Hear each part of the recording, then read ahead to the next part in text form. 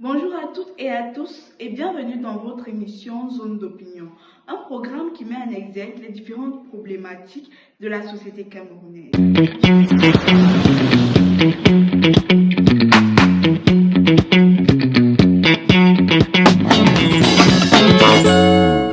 Je suis Nina Boinon. Aujourd'hui, je suis avec Flora Lanti. Flora Lanti, bonjour. Bonjour Nina Marguerite. Comment tu vas ce matin? Je pense que ça va aller. Du moins, c'est ce que j'espère. Toi, ça va? Ouais, ça va. Et qu'est-ce que tu nous as préparé ce matin? Je ne sais pas si tu as remarqué, Nina, mais depuis peu, il y a de nombreuses déclarations qui font le tour de la toile.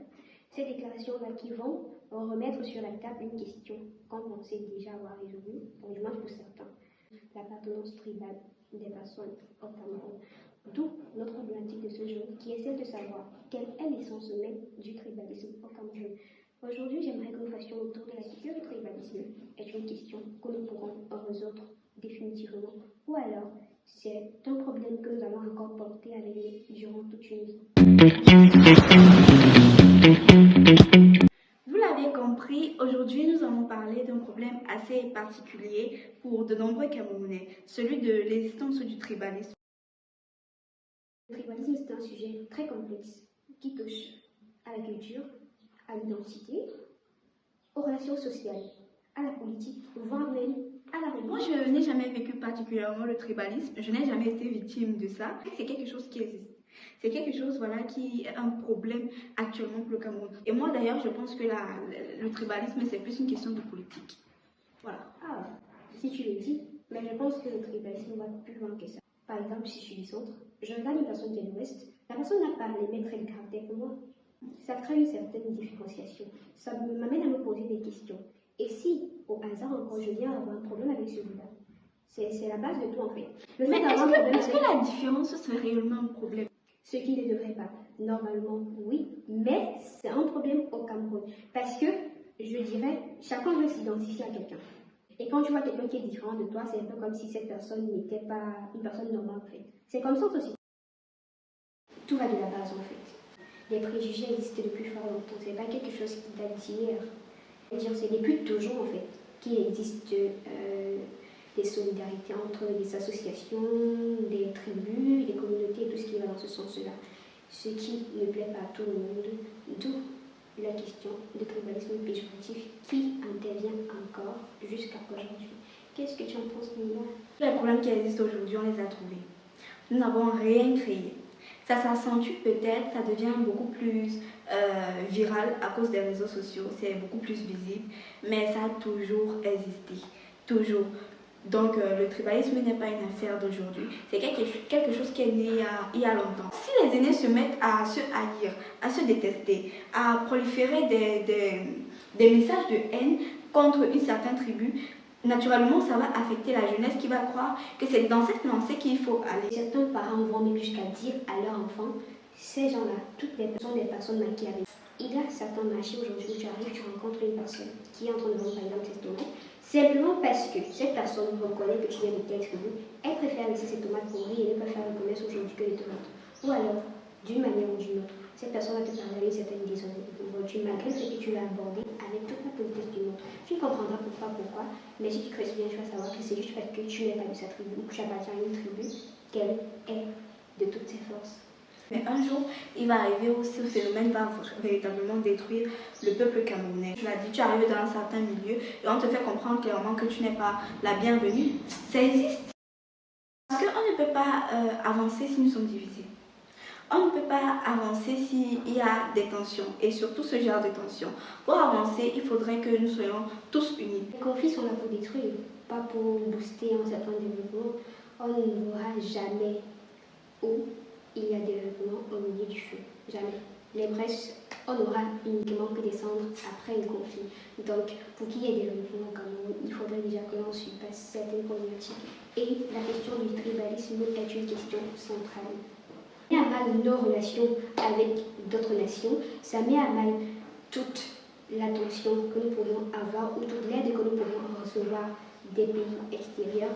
Nos coopérations sont mises à mal et voire même on n'arrive pas à respirer normalement parce que je vois il y a même de plus en plus des morts avec les AVC, un peu à gauche, à droite. Oui, exactement, ça tue. On parle aujourd'hui de plus en plus de dépression, de mort et tout ça. On n'a pas négligé le fait que les conflits et Mais est-ce que cette dépression et ces différences sont dues au tribalisme? il ne faut pas négliger. Comme je disais au début, moi je pense que le tribalisme est d'abord un pouvoir d'intérêt et le tribalisme naît d'abord de la politique. C'est que ça dépend de l'interprétation de tout un chacun. Parce que le fait d'appartenir à une certaine tribu, parce que déjà le politicien doit sortir de quelque part, il ne tombera pas du ciel. Et sur les 250 ethnies du Cameroun, il doit sortir de quelque part, il n'a pas forcément sorti de ta tribu. Et c'est pas parce qu'il n'est pas de ta tribu qu'il favorise sa tribu. C'est vrai quand même qu'à un certain niveau, on peut admettre le fait que le tribalisme est utilisé par les politiciens à leur avantage parce que le problème de répartition des pouvoirs revient à chaque niveau. Les politiciens peuvent ou pas, s'ils abusent ou s'ils profitent du fait d'appartenir à une autre tribu, à une autre, pour faire asseoir leur autorité, je n'en sais rien, je ne sais pas exactement, ça dépend de l'interprétation des uns et des autres. Mais s'il faille se limiter juste à la répartition des pouvoirs, je dirais que c'est une question qu'il faut encore étudier. Oui, la question ne se pose même pas. Les médias, je pense que pour un Cameroun comme celui-ci, il ne devrait pas avoir une personne qui prend position. Et on retrouve sur les médias tout le monde qui veut parler en se basant de sa provenance, ce qui ne devrait pas. Sur les réseaux sociaux, ça va dans tous les sens. On va trouver peut-être une personne qui est ici qui va commencer à dénigrer telle personne à gauche et à droite. À l'époque de nos parents, c'était un peu moins compliqué parce que l'information allait généralement du bouche à oreille. Mais aujourd'hui, avec Internet, tout va très vite. Tout va extrêmement vite. Du coup, on ne sait même pas de quel côté se positionner. Et avec Internet encore, les gens se croient tout permis. Quelqu'un peut se lever à la télé parce que j'ai un téléphone, une connexion à Internet, je peux me permettre d'insulter telle nation. Et puis, on ne fera rien. C'est ma connexion, c'est mon téléphone, je suis cachée derrière et puis voilà. Moi, je pense que les médias contribuent largement à la propagation du tribalisme parce que c'est à travers les médias que l'information est passée. C'est à travers les médias, l'information passe autant pour moi. C'est à travers les médias que les politiciens passent une information ou communiquent. Donc, on ne peut pas exclure les médias dans cet enjeu si grand. Moi, je n'irai pas sur le fait que les médias prennent position ou pas. Je pense qu'ils devraient revoir leur position, leur discours et amener la population camerounaise à s'unir.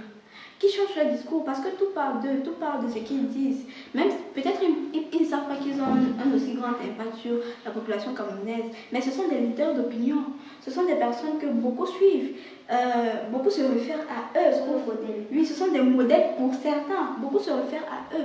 Et là, je parle de tous les politiciens confondus. Beaucoup se réfèrent à eux pour poser des actes, pour agir. Je vais aller dans le même sens que toi parce que les politiciens devraient profiter de la position qu'ils ont pour amener les Camerounais à s'unir. À travers les discours, on devrait apprendre déjà que le fait d'être différent de l'autre n'est pas un problème. Ils devraient nous amener par leur discours à apprendre à se connaître mutuellement, à apprendre à découvrir l'autre, à apprendre que la différence pour un pays comme le Cameroun devrait être un atout et non un problème. Pour mettre fin au discours haineux, je pense qu'il serait d'abord essentiel que les Camerounais changent leur mentalité. Je pense également qu'il devrait y avoir une surveillance très stricte sur les réseaux sociaux. Car on néglige beaucoup ce qui est dit sur les réseaux sociaux. Ça affecte de nombreux jeunes. Tout ce qui est dit sur les réseaux sociaux est considéré par la population camerounaise. Les politiciens doivent revoir les discours. Il devrait y avoir une surveillance très stricte sur la propagation des discours haineux sur les réseaux sociaux. Et les lanceurs d'alerte également devraient faire attention à la manière dont ils donnent l'information. Ça joue beaucoup sur la population, qu'ils le veuille ou non. Nous devons tous apprendre à être un peu plus responsables dans ce que nous disons, dans ce que nous faisons. Éviter les préjugés, apprendre à nous aimer, à aimer les autres. Ne pas se baser sur ce qu'on dit, ce qu'on peut penser en premier lieu. Parce que ce n'est qu'en approchant quelqu'un que tu peux te faire une véritable idée de la personne. Il faut arrêter de prendre tout ce qu'il y a sur les réseaux sociaux pour en faire une réalité. On dit tout le monde sur les réseaux sociaux, on trouve du bon comme du mauvais. Donc, je pense que les uns et les autres devraient éviter de prendre ce qu'il y a sur les réseaux sociaux pour une vérité générale, pour une vérité fondamentale.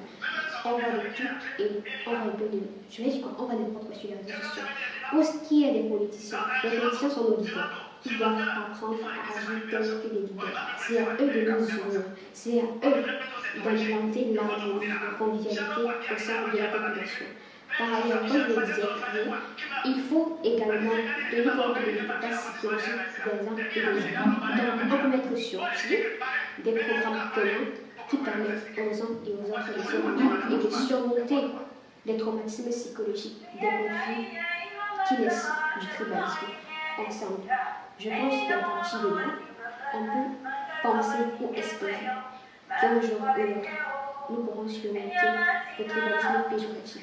N'empêche que, il faudrait également, parce que je pense que l'ignorance est un problème qui tue.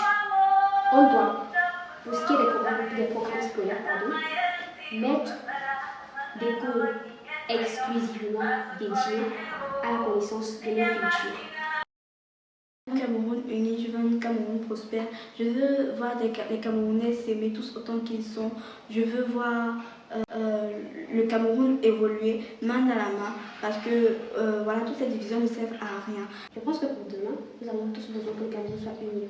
Peu importe d'où nous venons, peu importe les problèmes que nous avons eu à rencontrer par le passé, si nous voulons avancer comme un pays qui veut s'affirmer dans le monde, nous devons être unis, nous devons être solidaires. Je voudrais un Cameroun fédéral où tout le monde peut parler et s'entendre sans problème, où on ne connaît plus de conflits liés à l'appartenance ethnique, religieuse, où tout le monde a une langue commune. Je sais que ça c'est un commun, mais je pense que c'est possible, c'est faisable. C'est la fin de notre émission. Merci à vous de nous avoir suivis. Et si nous arrivons jusqu'ici, c'est parce que vous nous avez écoutés jusqu'à la fin. Nous vous conseillons de vous abonner et surtout de rester scotché sur notre chaîne pour ne pas manquer les émissions qui viendront après, parce que nous sommes là pour lutter ensemble afin que le Cameroun et l'Afrique puissent aller de l'avant. J'étais avec Nina Marguerite et moi-même, je suis Florent aussi. Je vous dis à très bientôt pour une nouvelle émission. D'ici à là, laissez vos commentaires et surtout des commentaires instructifs pour permettre de lutter contre ce problème qui jusqu'ici nous anéantit tous et ne laisse personne sans voix.